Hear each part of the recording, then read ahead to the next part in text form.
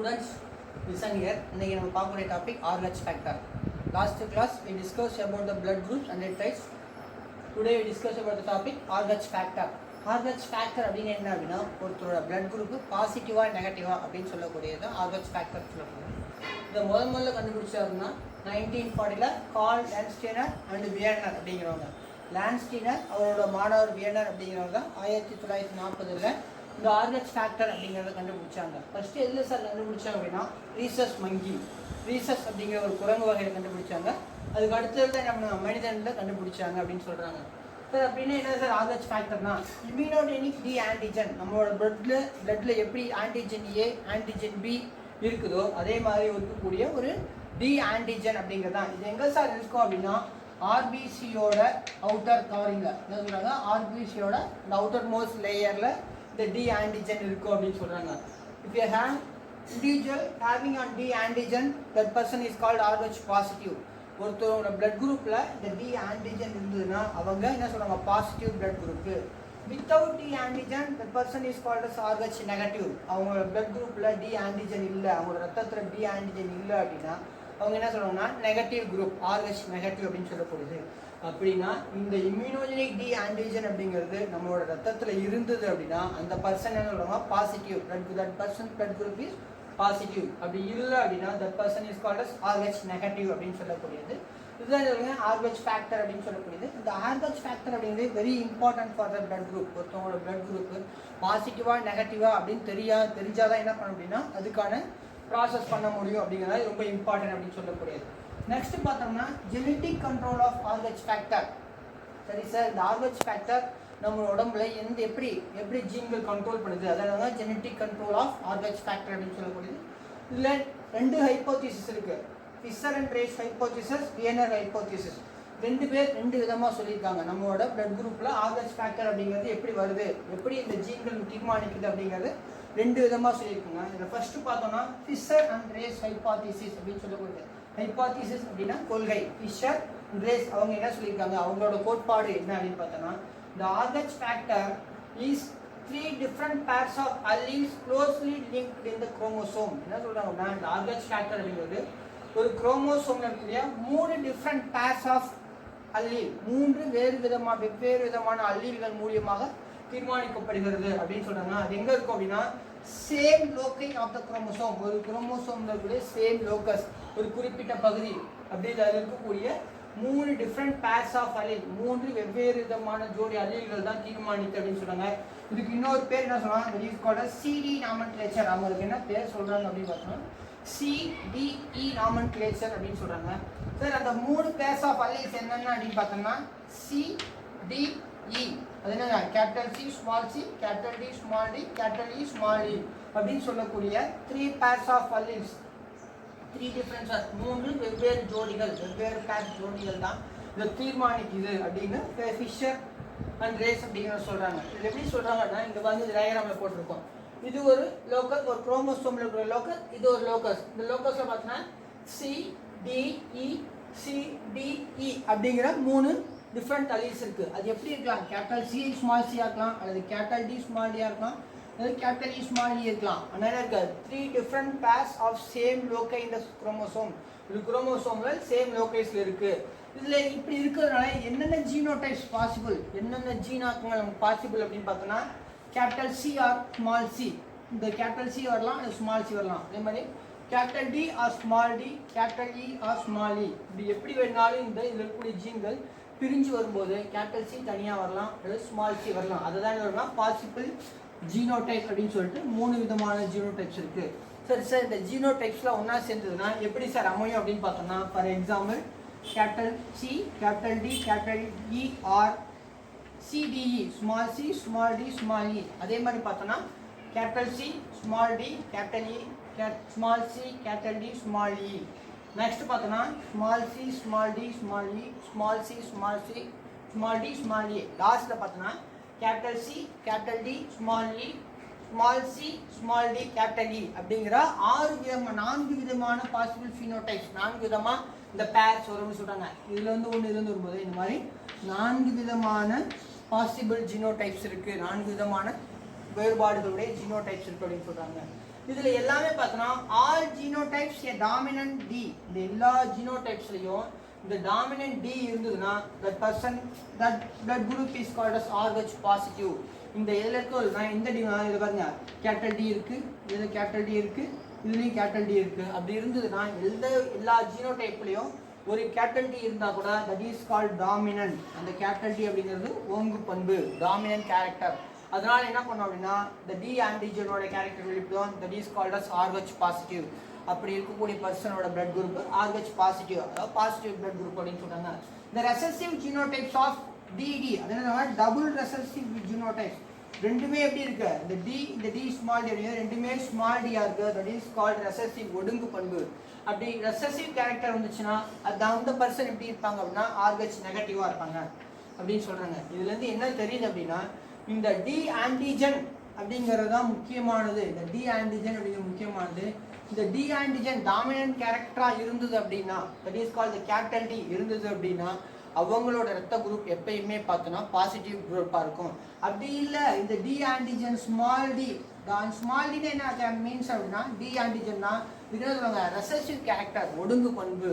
அப்படி ஒடுங்கு பண்பாக இருந்தது அப்படின்னா அது எப்படி இருக்கு, 2 டி வரும், அதான் டபுள் ரெசசிவ் ஜீனோடைப் அப்படின்னு சொல்லுவாங்க. 2 டி இருக்கிறதுனால அப்படி வரக்கூடிய பர்சனோட பிளட் குரூப் RH நெகட்டிவ் அப்படின்னு சொல்றாங்க. இதை வச்சு தான் என்ன பண்ணுது, ஒரு மனிதனோட பிளட் குரூப்ல RH எப்படி உருவாகுது, எப்படி தீர்மானிக்குது, எப்படி ஜீன்கள் தீர்மானிக்குது அப்படிங்கிறத இந்த ஃபிஷர் அண்ட் ரேஸ் அப்படிங்கிறவங்க சொல்லியிருக்காங்க. இது ஃபர்ஸ்ட் டைப். இப்போ செகண்ட் டைப் அப்படின்னா நம்ம சொன்னோமா இல்லையா, இந்த RH ஃபேக்டரை கண்டுபிடிச்ச வியன்னர் அப்படிங்கிறவர் அவர் ஒரு ஹைபாத்திசிஸ் சொல்லியிருக்காரு. ஹைபாத்திசிஸ்னா கோட்பாடு, வியன்னரோட கோட்பாடு அப்படின்னு சொல்லப்படுது. அவர் என்ன சொல்றாருன்னா 8 அல்லீல்ஸ் ஆஃப் சிங்கிள் லோக்கஸ், ஒரு சிங்கிள் லோக்கஸ்ல 8 டிஃப்ரெண்ட் அல்லீல்ஸ் இருக்கு அப்படின்னு சொல்றாங்க. ஒரே ஒரு லோக்கஸ், ஒரு சிங்கிள் லோக்கஸ்னா ஒரே ஒரு சின்ன ஒரு சிங்கிள் தனிப்பட்ட ஒரு லோக்கஸ்ல 8 டிஃப்ரெண்ட் அல்லீல்ஸ் இருக்கு. என்னென்ன அப்படின்னு பார்த்தோன்னா R1, R2, RO, RZ, small r1, R11, RY அப்படின்னு சொல்லக்கூடிய 8 விதமான கேரக்டர் இருக்கு, 8 விதமான அல்லீல்ஸ் இருக்கு அப்படின்னு சொல்றாரு. இதுல எங்க டாமினன்ட் ஆர் அல்லீல் இந்த R1, R2, RO, RZ இந்த 4 டாமினன்ட் அல்லீல் இருந்தது அப்படின்னா இதுல எது ஒன்று இருந்தாலும் அவங்களோட blood group that is called RH positive. அது என்ன சொல்றாரு அப்படின்னா இந்த 8 அல்லீல்ல இந்த கேபிட்டல் R அப்படிங்கிறது டாமினன்ட். இந்த கேபிட்டல் R இருந்தது அப்படின்னாவே அவங்களோட பிளட் குரூப் எப்பயுமே பாசிட்டிவா இருக்கும். அதே பார்த்தோம்னா டபுள் ரெசசிவ் அப்படி இல்லாம இந்த R small R1, R11, RY இந்த மாதிரி இருக்கிறதுல இது டபுளா 2 கேரக்டரா இருந்தது அப்படின்னா டபுள் ரெசசிவா இருந்ததுன்னா அவங்களோட பிளட் குரூப் எப்பயுமே நெகட்டிவா இருக்கும், RH நெகட்டிவ் இருக்கும் அப்படின்னு சொல்றாரு. அதுதான் அவர் சொல்றாரு டபுள் ரெசசிவ் அப்படின்னு சொல்றாரு. இதுல இருந்து என்ன தெரியுது அப்படின்னா இந்த R அப்படிங்கிறது டாமினன்ட் கேரக்டர், ஸ்மால் R அப்படி கேபிட்டல் R அப்படிங்கிறது டாமினன்ட் கேரக்டர், ஸ்மால் R அப்படிங்கிறது ரெசசிவ் கேரக்டர். இந்த டாமினன்ட் கேரக்டர் ஒரு பண்பு இருந்தால் கூட போதும், அவங்களோட பிளட் குரூப் எப்பயுமே RH பாசிட்டிவாக தான் இருக்கும். அப்படி இல்லாமல் இந்த ஸ்மால் R சிங்கிள் ஆர் இல்லாமல் டபுள் ரெசசிவாக எங்கெங்கெல்லாம் வருதோ அங்கெல்லாம் பார்த்தோம் அப்படின்னா அந்த பிளட் குரூப் RH நெகட்டிவாக இருக்கும் அப்படின்னு சொல்கிறாங்க. இவங்க ரெண்டுமே என்ன சொல்கிறாங்கன்னா இவர் டிங்கிற கேரக்டர் வச்சு சொல்கிறார் டாமினன்ட்னு, இவர் ஆர்ங்கிற ஃபேக்டர் வச்சு சொல்கிறார் டாமினன்ட்னு. ஆக மொத்தத்தில் பார்த்தோம்னா dominant alleles are responsible for the RH positive blood group. double recessive alleles are responsible for the RH negative blood group. Okay, இதுதான் நம்ம இந்த எப்படி ஜெனெட்டிக் கண்ட்ரோல் RH ஃபேக்டர் ஒரு மனிதன்ல எஸ்பெஷலி ஃபார் ஹியூமன் பீயிங்ஸ் எப்படி தீர்மானிக்கப்படுகிறது அப்படின்னு சொல்லக்கூடியது. அதுக்கு அடுத்தது பார்த்தோம் அப்படின்னா இன்கம்பேட்டபிலிட்டி ஆஃப் RH ஃபேக்டர். அது என்ன சார் இன்கம்பேட்டபிலிட்டி, ஒத்து போகாதது அப்படின்னு சொல்லக்கூடியது, ஏற்றுக்கொள்ள முடியாதது. அதாவது இன்கம்பேட்டபிலிட்டி அப்படின்னா ஒத்துக்கொள்ளாத தன்மை. இந்த RH ஃபேக்டர்னால வரக்கூடிய ஒரு பிரச்சனை என்ன அப்படின்னு சொல்லுவாங்க. இந்த இன்கம்பேட்டபிலிட்டி ஆஃப் RH ஃபேக்டருக்கு இன்னொரு பேர் என்னன்னா எரித்ரோபிளாஸ்டோசிஸ் ஃபீட்டாலிசிஸ் அப்படின்னு சொல்லுவாங்க. எரித்ரோபிளாஸ்டோசிஸ் ஃபீட்டாலிசிஸ் அப்படின்னு சொல்லக்கூடிய that is one of the blood disease அப்படின்னு சொல்லலாம். ரத்தத்தில் ஏற்படக்கூடிய ஒரு ரத்தத்தின் மூலமாக ஏற்படக்கூடிய ஒரு விதமான நோய் அப்படின்னு கூட சொல்லலாம்.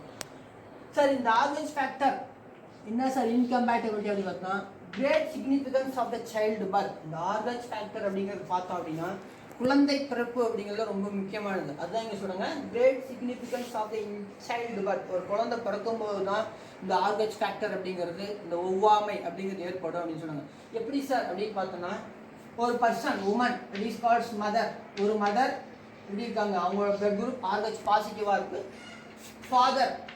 ஃபாதரோட பிளட் குரூப்பு RH நெகட்டிவாக இருக்குது.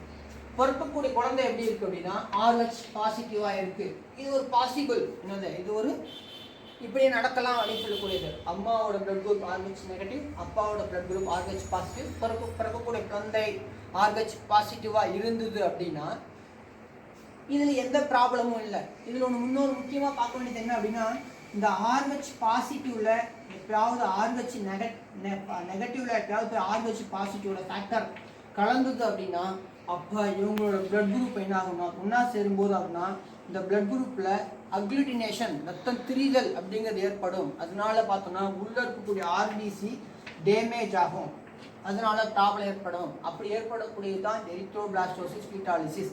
இது நார்மலாக எப்பயுமே ஏற்படாது, இந்த குழந்தை பிறப்பு அப்படிங்கிறப்ப தான் ஏற்படும். அதுதான் இங்கே சொல்கிறாங்க. ஒரு மதர் RH பாசிட்டிவாக இருந்து ஃபாதர் நெகட்டிவாக இருந்து ஃபாதர் RH பாசிட்டிவாக இருந்து பிறக்கக்கூடிய குழந்தை RH பாசிட்டிவாக இருந்தது அப்படின்னா எந்த ப்ராப்ளமும் இல்லை. ஆனால் என்ன நடக்கும் அப்படின்னா இந்த RH மதர் தன்னோட வயிற்றில் இந்த RH பாசிட்டிவ் ஃபீட்டஸை சுமக்கும் போது என்ன ஆகும் அப்படின்னா இந்த குழந்தை பிறக்கக்கூடிய சமயத்தில் அவங்களோட பிளட் வெசல்ஸ் என்ன ஆகும், கொஞ்சம் டேமேஜ் ஆகும். குழந்தை பிறக்கும் போது அவங்களோட பிளட் வெசல் கொஞ்சம் டேமேஜ் ஆகும். அப்போ இந்த சைல்டோட RH பாசிட்டிவ் ஆன்டிஜன் அப்படிங்கிறது என்ன ஆகும் அப்படின்னா இந்த மதரோட பிளட் குரூப்பில் போய் பிளட்டில் போய் மிக்ஸ் ஆகிறதுக்கு வாய்ப்பு இருக்குது. அப்படி மிக்ஸ் ஆச்சு அப்படின்னா இந்த மதரோட பிளட் குரூப்பில் RH ஆன்டிபாடிஸ் உருவாகும். RH ஆன்டிபாடி அப்படிங்கிற உருவாகும். அதனால என்ன ஆகும்னா இந்த இம்யூனோகுளோபின் G அப்படிங்கிற இந்த ஆன்டிபாடி உருவாகி இது என்ன ஆகும், பிளாசண்டா தொப்புள் கொடி வழியாக கிராஸ் பண்ணி குழந்தையோட ரத்த சர்க்குலேஷனில் போய் கலக்கும். ஆனால் என்ன அப்படின்னா இந்த கலக்கிறதுக்கு முன்னாடியே என்ன ஏற்பட்டுரும் அப்படின்னா இந்த சைல்டு பர்த் அப்படிங்கிறது ஏற்படும், இந்த குழந்தை பிறப்பு அப்படிங்கிறது ஏற்பட்டுரும். அப்போ குழந்தை பிறப்பு ஏற்படும் போது தான் அந்த பிளட் வெசல் டேமேஜ் ஆகும். அப்போ இந்த குழந்தையோட பிளட்டில் இருக்கக்கூடிய RH பாசிட்டிவ் ஆன்டிஜன் போய் தாயோட RH நெகட்டிவ் குரூப்பில் கலக்கும்போது அங்கே RH ஆன்டிபாடிஸ் அப்படிங்கிற ஒரு antibody that is called IgG அப்படின்னு சொல்லுவாங்க, இம்யூனோகுளோபின் G அப்படிங்கிற RH ஆன்டிபாடி உருவாகும். இது ஃபஸ்ட்டு டெலிவரியில் பிரச்சனை இல்லை. அதே பார்த்தோன்னா டியூரிங் த செகண்ட் பர்த் அதே தாய் ரெண்டாவது முறை கருவுற்றிருக்காங்க, ரெண்டாவது குழந்தை பிறக்கும்போது அப்பையும் அந்த சைல்டு RH பாசிட்டிவாக இருந்தது. அதாவது during the second birth RH child by the same mother, அதே தாய்க்கு ரெண்டாவது பிரசவத்திலையும் பிறக்கக்கூடிய குழந்தை RH பாசிட்டிவாகவே இருந்தது அப்படின்னா இந்த குழந்தை கருவில் இருக்கும்போது என்ன பண்ணும் அப்படின்னா ஏற்கனவே இந்த அம்மாவோட அந்த ரத்தத்தில் இருக்கக்கூடிய ஆன்டிஜன் RH ஆன்டிஜன் இந்த தொப்புள் கொடி வழியாக தொப்புள் கொடியில் இருக்கக்கூடிய சின்ன சின்ன துவாரங்கள் வழியாக இந்த RH ஆன்டிஜன் பாஸ் ஆகி குழந்தையோட பிளட் சர்க்குலேஷனில் போய் கலந்துரும். அப்போ என்ன ஆகும், ஏற்கனவே RH ஆன்டிஜன் இருக்குது அப்படின்னா இதற்கான ஆன்டிபாடிஸ் இந்த RH ஆன்டிபாடிஸ் உண்டாகி இந்த RH ஆன்டிஜனோட போய் மிக்ஸ் ஆகும்போது என்ன அப்படின்னா ஹீமோலைட்டிக் ஜாண்டிஸ் ஆர் அனீமியா அப்படி ஹீமோலைட்டிக் அப்படிங்கிற ப்ராசஸ் ஏற்படும். ஹீமோலைட்டிக் அப்படின்னா என்னன்னா RBC வந்து டேமேஜ் ஆகிறது. ஹீமோலைட்டிக் அப்படின்னா RBC டேமேஜ் ஆகுதுன்னு சொல்லக்கூடியது. அப்படி RBC டேமேஜ் ஆகுது என்ன ஆகும் அப்படின்னா haemolytic jaundice or anaemia, jaundice மஞ்சள் காமாலையோ அல்லது ரத்த சோகையோ அந்த உள்ள இருக்கக்கூடிய குழந்தைக்கு ஏற்படும். அப்போ என்ன ஆகும்னா அந்த உள்ள இருக்கக்கூடிய குழந்தையோட RBC ரத்த சிவப்பணுக்கள் அப்படிங்கிற டேமேஜ் ஆகும். அப்போ என்ன ஆகும் அப்படின்னா உள்ள இருக்கக்கூடிய குழந்தை ரத்தம் சிவப்பணு RBC இல்லாதனால அது மூச்சு திணறல் ஏற்படலாம்.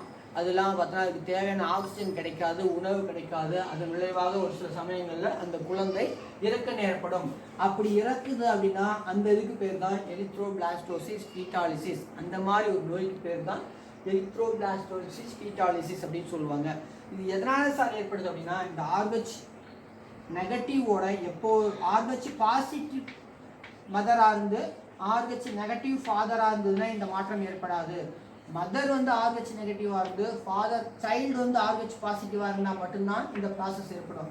இப்போ வந்து மதர் RH பாசிட்டிவாக இருக்காங்க, சைல்டு RH நெகட்டிவாக இருந்ததுன்னா இந்த ப்ராப்ளம் வராது. மதர் வந்து RH நெகட்டிவ் சைல்டு RH பாசிட்டிவாக இருந்தால் மட்டும் இந்த ப்ராப்ளம் வரும். எதனால் ஏற்படுது அப்படின்னா இந்த RH ஆன்டிஜனுக்கு எதிரான ஆன்டிபாடிஸ் அம்மாவோட ரத்தத்தில் உருவாகிறதுனால ரெண்டாவது பிரசவத்து செகண்ட் பர்த்தின் போது அதே RH பாசிட்டிவ் சைல்டு அவங்களோட கர்ப்பத்தில் வந்தது அப்படின்னா அப்போ இந்த RH ஆன்டிஜனும் இந்த RH ஆன்டிபாடியும் ஒன்னோட ஒன்று மிக்ஸ் ஆகுதுனால இந்த ஆர்பிசி அக்ளூட்டினேஷன்னா திரிதல், ரத்தம் திரிதல் ஏற்படலாம். ஆர்பிசி சிதைவடைகிறதுனால அதுக்கு தேவையான இந்த ஆக்சிஜனோ மற்ற உணவுகளோ போய் சேராதனால அனீமிக் கண்டிஷன் ஏற்படும். ரத்த சிவப்பணுக்கள் சிதையறதுனால ரத்த சோகை ஏற்படும்.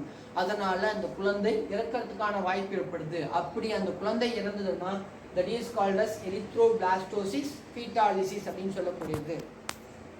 இது ஆரம்ப காலத்தில் அப்படிங்கிறது ரொம்ப பெரிய ப்ராப்ளமாக இருந்துச்சு. ஆனால் இப்போ நவீன யுகத்தில் நிறைய மெடிசன்ஸில் மெடிக்கல் ஃபீல்டில் நிறைய இம்ப்ரூவ்மெண்ட் வந்ததுனால அது இப்போ ஒரு பெரிய ப்ராப்ளமாக இல்லை. இந்த எரித்ரோபிளாஸ்டிஸ் ஃபீட்டாலிஸ்ங்கிறது ஒரு பெரிய ப்ராப்ளம் இல்லை, அதை க்யூர் பண்ணிடலாம்னு சொல்கிறாங்க. அதை தான் அடுத்த டாபிக், ப்ரிவென்ஷன் ஆஃப் எரித்ரோபிளாஸ்டோசிஸ் ஃபீட்டாலிசிஸ். இது எப்படி தடுக்கலாம்? ப்ரிவென்ஷன் அப்படின்னா தடுக்கிறது அப்படின்னு சொல்லக்கூடியது. இது ரொம்ப என்னது ஈஸியான ஒரு ப்ராசஸ்.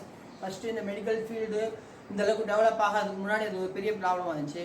இப்போ நிறைய மருத்துவத்துறையில் புதிய கண்டுபிடிப்புகள் வந்தாங்க. இது ஒரு பெரிய சிம்பிள் ப்ராசஸ் ஆயிடுச்சு. ஒன்றும் இல்லை, அவங்க கருவுற்று இருக்கும் போதே ஃபஸ்ட்டு கொஞ்ச நாள் என்னது இந்த 28வது வாரம் ஃபஸ்ட்டு ஸ்டார்டிங்லேயே கொஞ்ச நாள் போனவுடனே அந்த குழந்தையோடைய பிளட் குரூப் என்ன, உள்ள இருக்கக்கூடிய சைல்டோட பிளட் குரூப் பாசிட்டிவாக நெகட்டிவாக அப்படின்னு ஐடென்டிஃபை பண்ணிட்டாங்க. அப்படின்னா இது நம்ம சொன்ன மாதிரி மதர் வந்து RH நெகட்டிவாக இருந்து உள்ள இருக்கக்கூடிய சைல்டு RH பாசிட்டிவாக இருந்தது அப்படின்னா அதை தடுக்கிறதுக்கான ஒரு injection at 28 and 34th week of gestation, அவங்களோட கருவுற்ற காலத்தில் 24வது வாரத்தில் 28வது வாரத்திலையும் 34வது வாரத்திலையும் அவங்களுக்கு ஒரு injection, that is called anti antibodies அப்படின்னு சொல்லப்படுது.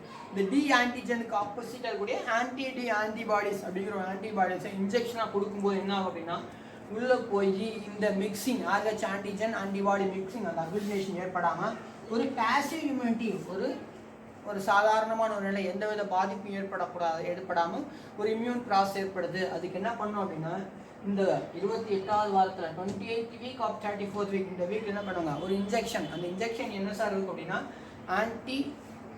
ஆன்டிபாடிஸ். இது அவங்களோட ரத்தத்தில் செலுத்தும் போது ஆட்டோமேட்டிக்காக போய் என்ன ஆகுது, இந்த நம்ம சொல்லக்கூடிய இந்த ஹீமோலைட்டிக் ப்ராசஸ் ஏற்படாமல் அண்ட் ப்ரிவென்ட்ஸ் அந்த ஃபீட்டல் ஆர்பிசி உள்ள இருக்கக்கூடிய அந்த குழந்தையோட ஆர்பிசியில் எந்த விதமான பாதிப்பும் ஏற்படாமல் தடுக்குது. அதன் மூலியமாக இந்த ப்ராசஸை இந்த எரித்ரோபிளாஸ்டிஸ் ஃபீட்டாலிஸை கண்ட்ரோல் பண்ணலாம் அப்படின்னு சொல்கிறாங்க. இது இப்போ ரொம்ப நார்மலாக நடக்கக்கூடிய ப்ராசஸ். ஆரம்ப காலத்தில் இந்த எரித்ரோபிளாஸ்டிஸ் ஃபீட்டாலிஸ் நிறைய இறப்புகள் ஏற்பட்டிருந்தாலும் இப்போ இந்த நவீன யுகத்தில் இதெல்லாம் என்ன இருக்கு, ஒரு சின்ன பிரச்சனை மாறிடுச்சு. அது எளிதான முறையில் தடுத்துடலாம். ஆரம்பத்தில் ஐடென்டிஃபை பண்ணிட்டோம் அப்படின்னா அதுக்கான இன்ஜெக்ஷன் கொடுத்து இதை தடுத்துடலாம் அப்படின்னு சொல்கிறாங்க. இதுதான் பார்த்தோம் அப்படின்னா இந்த RH ஃபேக்டர் அப்படிங்கிறது. நம்மளோட பிளட் குரூப் எப்படி முக்கியமோ அதோட அதே மாதிரி பார்த்தோன்னா இந்த RH பாசிட்டிவ் அண்ட் நெகட்டிவ் அப்படிங்கிறது ரொம்ப இம்பார்ட்டன்ட். இதோட பார்த்தோம் அப்படின்னா இந்த RH ஃபேக்டர் பிளட் குரூப்ஸ் எல்லாம் முடிஞ்சிச்சு. நெக்ஸ்ட் கிளாஸில் நம்ம அடுத்த டாபிக் பார்க்கலாம். Okay, thank you.